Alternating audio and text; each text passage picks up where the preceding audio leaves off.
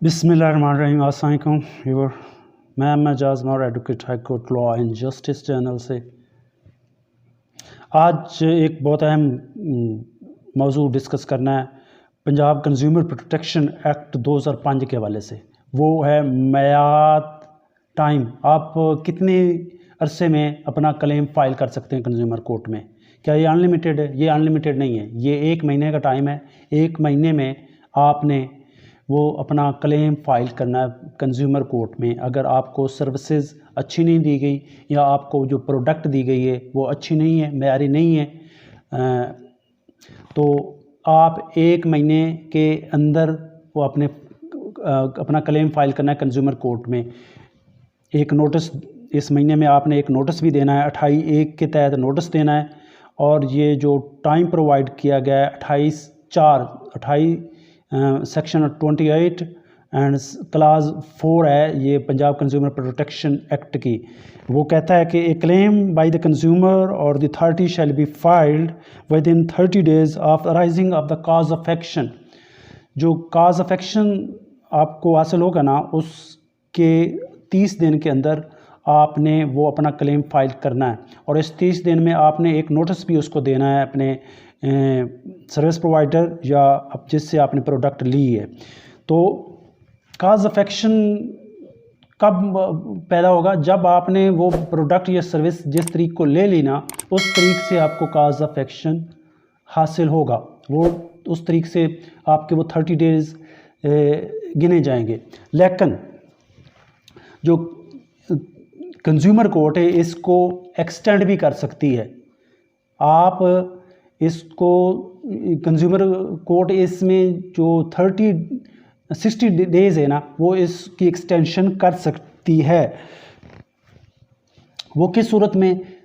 इसकी 2 सूरतें हैं, वो इस तरह के। एक तो ये कि जो आप प्रोडक्ट ख़रीद रहे हैं, जो सर्विस ले रहे हैं, उसमें 1 माह के बाद तो अगर वारंटी शुदा नहीं है तो वो जो कंज्यूमर कोर्ट है वो आपको 2 महीने तक एक्सटेंड कर सकती है। अगर वारंटी है तो वारंटी पीरियड प्लस जो 2 मंथ है वो आपको क्लेम दायर करने में कोर्ट कंडोन कर सकती है।